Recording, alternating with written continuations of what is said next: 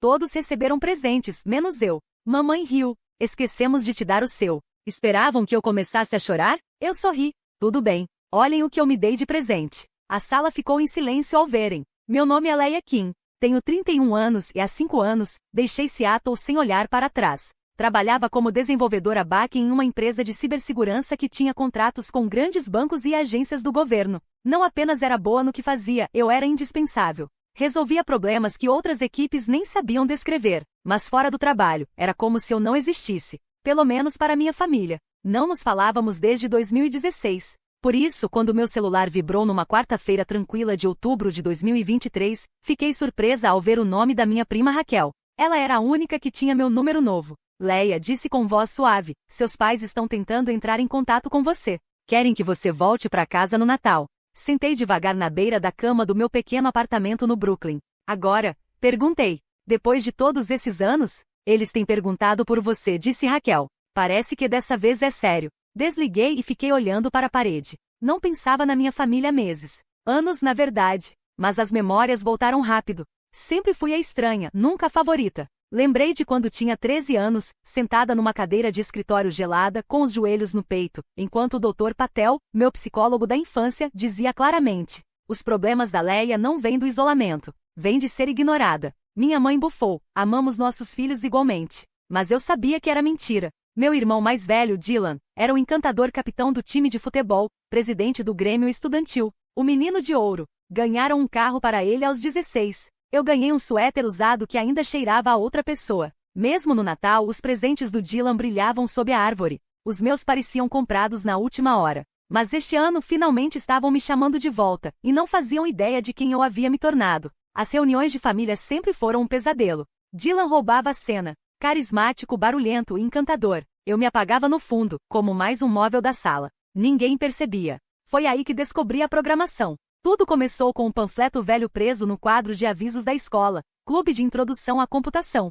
Sala 207. Quintas após a aula. Fui uma vez e nunca mais faltei. Pela primeira vez, senti que algo me compreendia. Não eram pessoas. Era a lógica do código. O clube virou meu refúgio. Consertávamos computadores velhos com peças do lixo. Trocávamos livros, debatíamos compiladores e virávamos noites ajudando uns aos outros com bugs. Até desenvolvi meu primeiro jogo num laptop emprestado. O professor Álvares me chamou de canto um dia. Você tem um talento especial, Leia. Não deixe ninguém te fazer sentir menos. Aos 17, já tinha um plano. Me inscrevi em universidades, saí de Seattle e decidi construir meu futuro do zero. Dylan, claro, já estava numa faculdade de elite na Califórnia com todo o apoio financeiro dos meus pais. E então veio aquele jantar de ação de graças. Meu pai ergueu a taça. Ao Dylan, estamos orgulhosos de você em Stanford. Todos brindaram. Depois minha mãe acrescentou, e Leia? Estamos encorajando ela a procurar um trabalho estável. Meu tio brincou, precisamos de lavadores de prato no restaurante.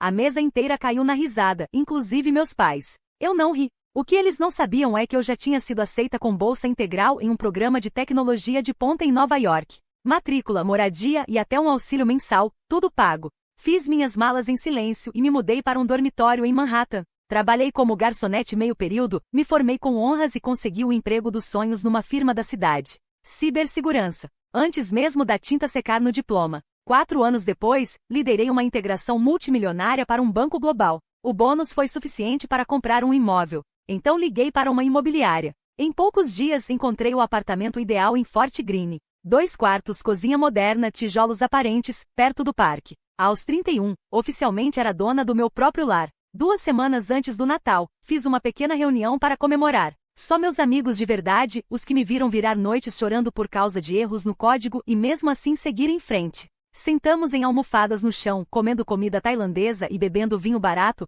rodeados de caixas ainda fechadas e muitas risadas. Lisa ergueu sua taça. Por Leia, disse, a silenciosa que transformou o silêncio em poder. Brindamos.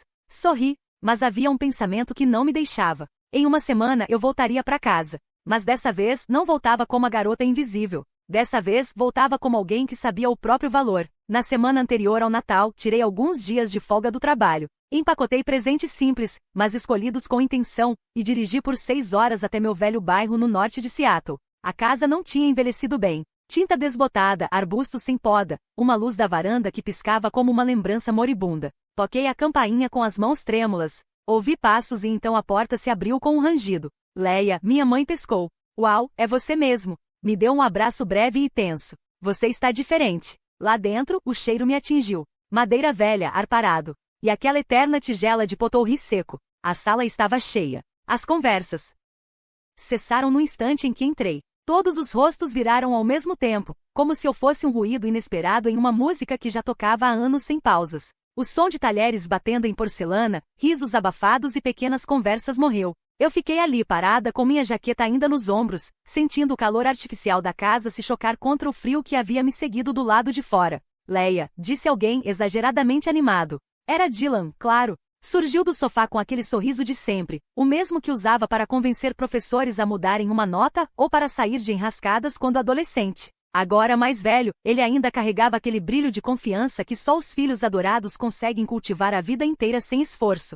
Você veio mesmo, disse ele, como se estivesse me fazendo um favor por reconhecer minha presença. Me abraçou com força, um gesto para o público. A sala observava com expectativa, como se esperassem que eu chorasse, pedisse desculpas, implorasse para pertencer de novo. Eu apenas retribuí o aperto com um tapinha educado nas costas e recuei, sem sorrir. Então, o que tem feito da vida? Alguém perguntou, talvez uma das tias que nunca se preocupou em saber antes. Trabalhando, respondi seca, porque o que eu fazia nunca tinha sido importante para eles.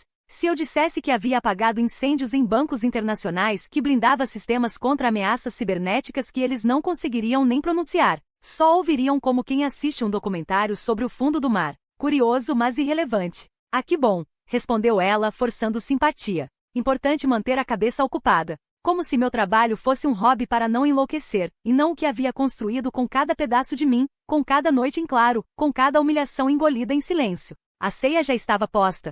Fui convidada a me sentar numa das cadeiras dobráveis na ponta da mesa, claro, a mais afastada, ao lado da pilha de casacos dos outros. Dylan no centro fazia brindes, contava piadas, narrava conquistas profissionais que eram tratadas como proezas mitológicas. A cada frase dele, alguém dizia "Isso é o Dylan", como se ele fosse um personagem querido de uma série de TV. Meu pai ria alto. Minha mãe servia o prato dele antes do de qualquer outro. Eu observava tudo sem surpresa. Era como se eu tivesse entrado num episódio antigo de uma série que eu já tinha parado de assistir. Os roteiros eram os mesmos, os protagonistas também. A Leia tá morando em Nova York, né? Disse meu tio, finalmente lembrando que eu existia. Caro, né? Deve apertar bem o orçamento para conseguir pagar aluguel por lá. Olhei para ele sem me abalar. Comprei meu apartamento em Fort Greene. A mesa silenciou por um segundo. Dylan pigarreou. Minha mãe franziu a testa, como se tivesse ouvido errado.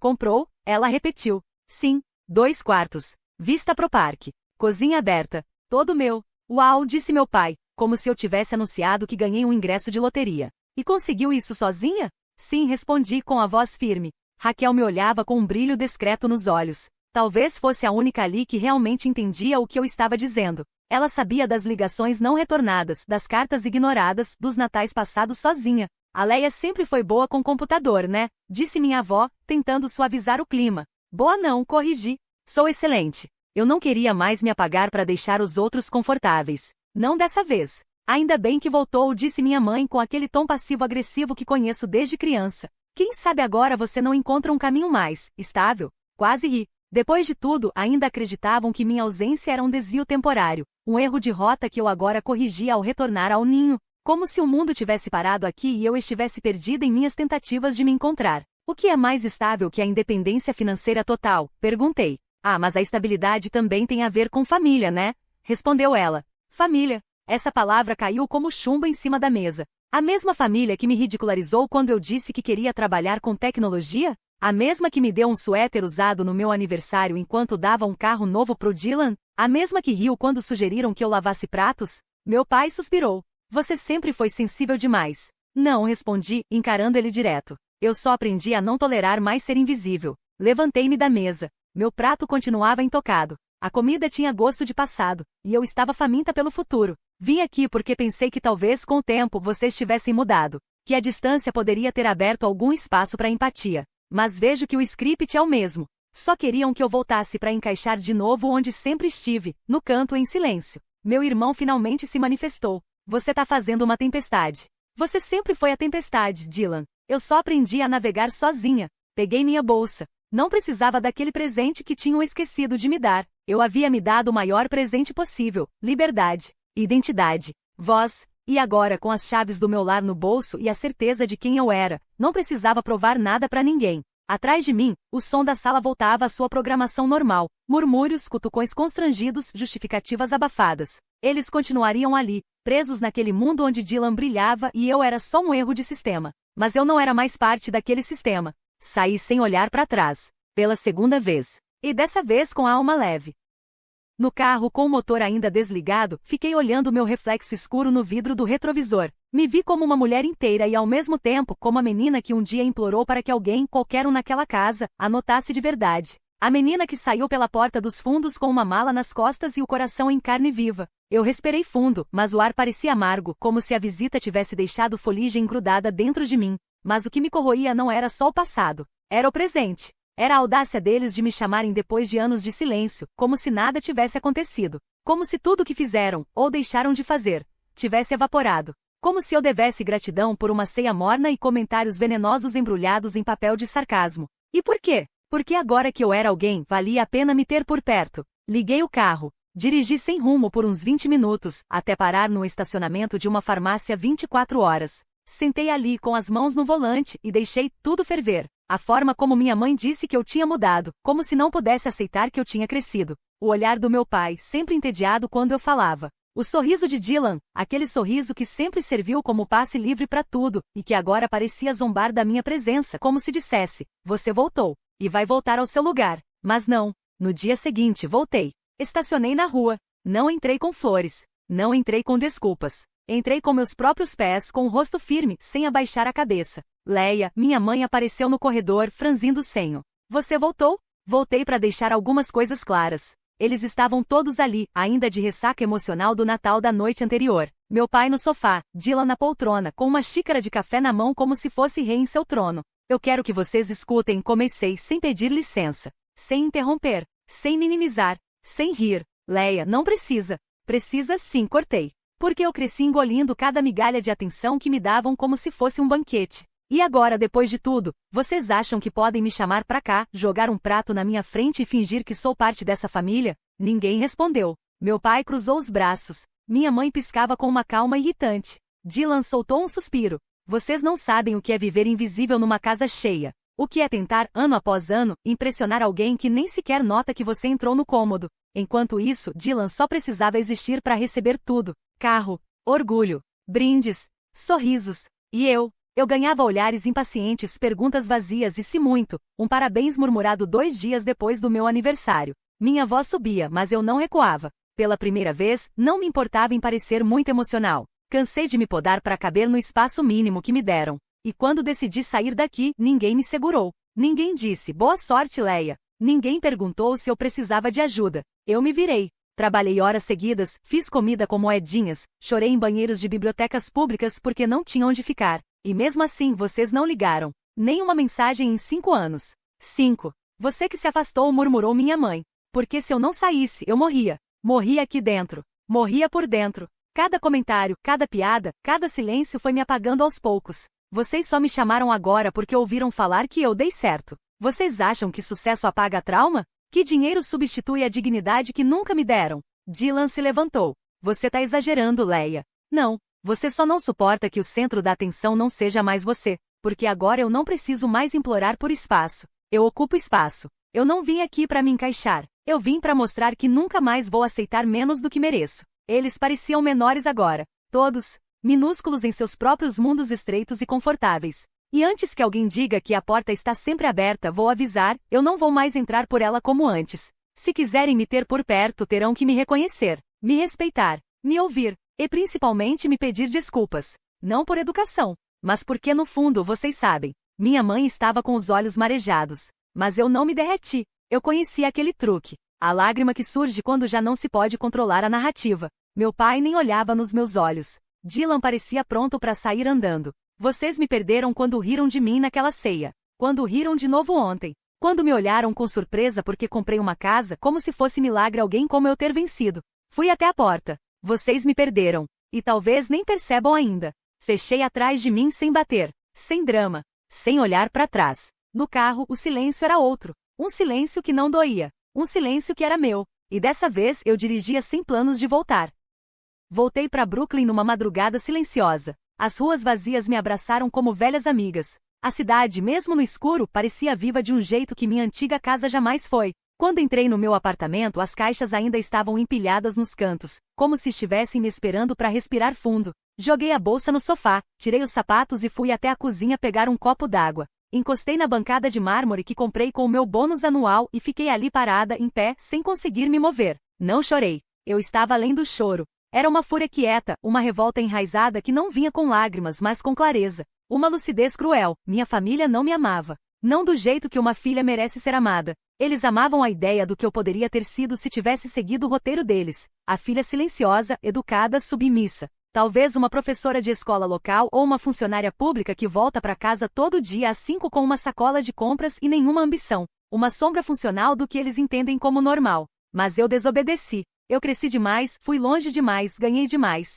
E agora, sentada no meu próprio apartamento com a liberdade até no respirar, percebi que o que mais os ofendia não era minha ausência, era minha autonomia. Eles não sabiam lidar com isso. Não sabiam como abraçar uma mulher que não pedia permissão, que não mendigava reconhecimento, que falava com voz firme e olhava nos olhos. Eles estavam acostumados com uma Leia que desaparecia. A nova Leia os confrontava. E isso, para eles, era inaceitável. Abri meu laptop. Comecei a digitar como quem expulsa um veneno. Escrevi um e-mail. Não um pedido. Não uma explicação. Um ponto final. Um manifesto. Palavras que carregavam tudo o que engoli em anos de silêncios. Vocês não precisam fingir mais. E eu também não. Estou cansada de ser a exceção que vocês toleram por conveniência. Cansada de ser a nota de rodapé nas conversas de família enquanto Dylan é tratado como uma estrela.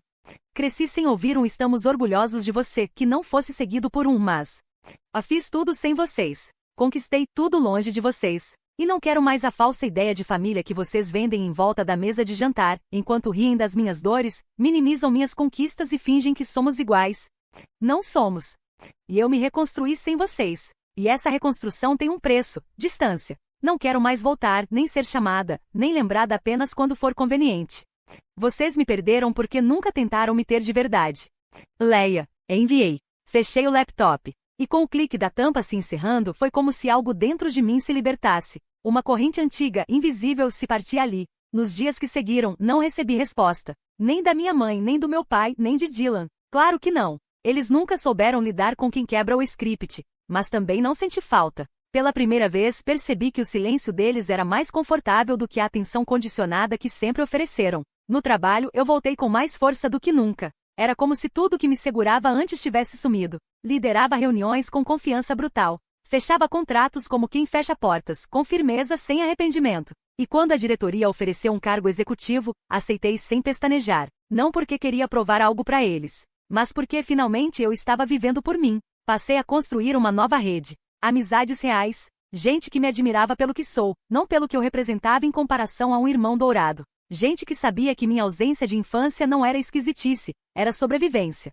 Voltar para aquela casa tinha me mostrado a verdadeira herança que eles me deixaram: resistência. Eles me ensinaram a viver sem apoio. E com o tempo aprendi que isso era uma arma. A diferença é que agora eu não lutava para ser aceita. Lutava para nunca mais ser apagada. Um dia, Raquel me mandou mensagem. Eles perguntaram de você de novo. Estão preocupados. Ponto. Ri sozinha. Que conveniente. Sempre preocupados quando sentem que a narrativa escapa do controle. Respondi curto. Eles já ouviram tudo o que precisavam. E nunca mais falei com nenhum deles. A raiva não passou, mas deixou de ser uma prisão. Virou impulso, motor, combustível para continuar crescendo, cada vez mais distante daquela sala, daquela árvore de Natal, daquele suéter usado. Minha história não é sobre perdão, é sobre libertação. E essa finalmente é minha.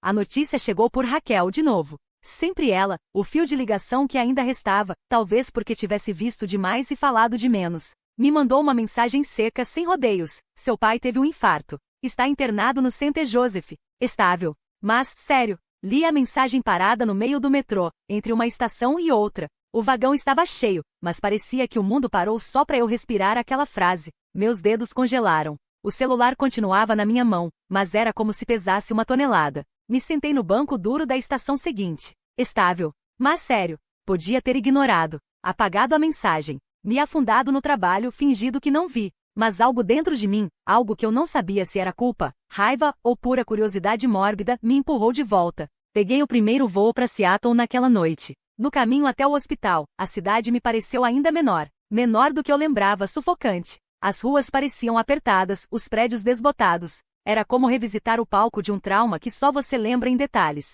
Quando cheguei no hospital, vi minha mãe sentada com os braços cruzados, olhando pro chão como se o piso fosse responder alguma coisa. Dylan estava ao lado, falando no telefone, com a expressão de quem tenta parecer mais preocupado do que realmente está. Raquel se levantou quando me viu. Você veio. Não sei por quê. Ela não respondeu. Só me guiou até o quarto. Entrei devagar. Meu pai estava desacordado, um tubo saindo da boca, monitores apitando. Vi pela primeira vez o homem que por toda a minha vida me ignorou como quem ignora o barulho da geladeira, constante, irritante, mas suportável. Agora ele estava ali, frágil, e eu não sentia pena. Sentia raiva. Não daquela raiva explosiva que destrói, mas a raiva antiga silenciosa que vira pedra no estômago. A raiva de ter aprendido a andar sozinha porque ele nunca estendeu a mão. A raiva de saber que mesmo ali, inconsciente, ele ainda tinha mais valor naquele quarto do que eu tive em toda a minha infância. Minha mãe entrou pouco depois. Obrigada por ter vindo, disse, sem olhar nos meus olhos. Não fiz por ele. Ela fez uma careta, como se eu tivesse cuspido na cruz.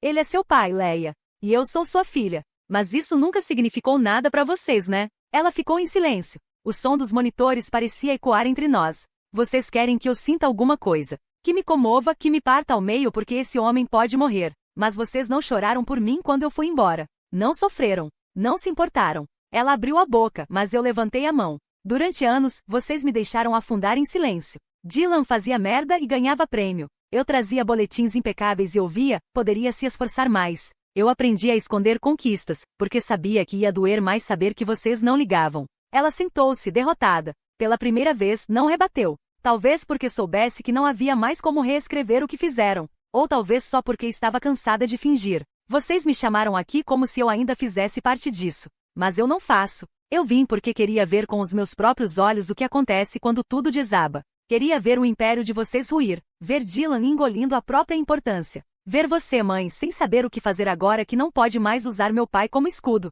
Ela apertou os olhos como se segurasse lágrimas. Mas não me comovi. Ele não vai ouvir nada do que você está dizendo, ela murmurou. Ótimo. Ele nunca ouviu quando estava acordado. Saí do quarto e fui direto pro estacionamento. Raquel veio atrás. Você foi dura, disse ela. Fui justa. Ela me olhou por um tempo. Eles não vão mudar, Leia. Eu sei. Mas eu mudei. E isso é tudo que importa. Voltei pro aeroporto no mesmo dia. Nem me despedi. De ninguém. No voo de volta, olhei pela janela e vi as nuvens cobrirem Seattle como uma mortalha. Deixei aquele lugar de novo, e pela última vez. Sem mágoas novas, só as antigas, organizadas como cicatrizes. Ainda doloridas, mas minhas. Cheguei em casa e larguei a mala no chão. Fui até a varanda e respirei fundo. Brooklyn me recebeu com seu ar frio e familiar. A cidade que me acolheu quando ninguém mais quis. Meu lar de verdade. Do hospital, nunca mais soube nada. Se ele morreu, foi em silêncio. Como a forma que sempre tratou minha existência. E eu continuei. Com raiva, sim. Mas com liberdade. E dessa vez não era vingança. Era justiça. Um ano se passou. A última vez que ouvi falar deles foi em uma mensagem que Raquel deixou no meu correio de voz, dizendo que meu pai tinha morrido. A voz dela soava cautelosa, como se soubesse que estava pisando em território minado. Eu ouvi a mensagem uma única vez, depois a apaguei. Não respondi. Nem mandei flores. Nem um e-mail. Nada. Para mim, aquela morte foi apenas o selo final de um ciclo apodrecido. Um ponto encerrando uma frase que nunca me incluía. Não compareci ao funeral. Me disseram depois que foi grande, cheio de gente da cidade, discursos longos, lágrimas dramatizadas. Dylan, claro, foi o centro das atenções, contando histórias do nosso pai como se ele tivesse sido um herói de novela. Usou o velório como um palco. Meu nome sequer foi mencionado. Nem uma vez. É estranho como a ausência pode ser mais poderosa do que a presença. Minha não aparição virou um burburinho. Por que Leia não veio? O que aconteceu entre eles? Ela ainda está viva? As mesmas pessoas que me ignoraram durante anos agora sussurravam meu nome como se eu tivesse virado um mito, uma lenda doméstica. Aquilo me divertia mais do que deveria. Foi então que decidi. Eu ia deixá-los lembrar de mim, mas não como eles queriam. Voltei para Seattle discretamente meses depois. Não para visitar ninguém. Voltei como quem visita um campo de batalha, não por nostalgia, mas por estratégia. A casa da minha infância estava abandonada desde a morte do meu pai. Minha mãe aparentemente tinha ido morar com Dylan. A casa, aquela casa velha com cheiro de madeira morta e potorri mofado, estava à venda. E barata. Muito barata. Eu a comprei. Com outro nome, com outra empresa, por meio de uma corretora que nem sonhava quem eu era. Usei um fundo imobiliário de fachada que eu mesma criei. Quando o contrato foi assinado, eu sentei sozinha no meio da antiga sala, agora vazia, e respirei fundo. Os ecos daquela casa voltaram. Risadas que não eram para mim, portas batidas nas minhas costas, insultos disfarçados de piadas. Mas agora, tudo estava em silêncio. E o silêncio dessa vez era meu. Reformei tudo. Cada cômodo, cada parede, cada centímetro daquele lugar. Tirei as madeiras antigas, o carpete encardido, até o jardim foi arrancado com as próprias raízes. Era uma cirurgia, um desmantelamento simbólico. No lugar da velha casa, construí algo novo, moderno, frio, alto, uma estrutura de vidro, aço e concreto. Impessoal, sem passado. Dylan ficou sabendo pela cidade, claro. Tentou confirmar. Mandou e-mails para o fundo que comprou a casa. Recebeu respostas automáticas. Depois tentou ligar para Raquel. Ela, com a sabedoria de quem já entendeu de que lado está a história, disse apenas: acho que é melhor perguntar para Leia. Ele me ligou então. Primeira ligação em anos. Leia, é você que está por trás disso? Você que sempre foi o filho brilhante, não sabe fazer uma pesquisa simples? E respondi gelada. Por quê? Porque era minha vez de deixar cicatrizes. Silêncio. Você destruiu a casa onde crescemos. Eu reconstruí o terreno onde vocês me apagaram. Mais silêncio. E isso é vingança? Não. Isso é libertação com recibo. Desliguei. No mês seguinte, transformei a casa em um espaço de inovação. Um laboratório de tecnologia para jovens mulheres marginalizadas. Criei bolsas, programas, oficinas gratuitas. Enchi o lugar com computadores, cabines de VR, impressoras 3D, professores incríveis e meninas que nunca ouviram "Você é demais" em casa. O nome do centro? Projeto Leia. Coloquei uma placa de aço escovado na frente bem grande e iluminada por LED. A mesma rua onde antes as pessoas cochichavam sobre a filha problemática, agora carregava o meu nome com orgulho. Aquela casa que antes me encolhia, agora era um farol. E toda vez que Dylan, minha mãe ou qualquer outro dos que se alimentavam do meu silêncio passassem por lá, viriam meu nome reluzente. Uma lembrança viva de que a invisível venceu. E que essa vitória, ao contrário deles, não foi herdada. Foi construída. Sozinha. Tijolo por tijolo. Nunca mais voltei a falar com nenhum deles. E não foi por rancor. Foi por justiça.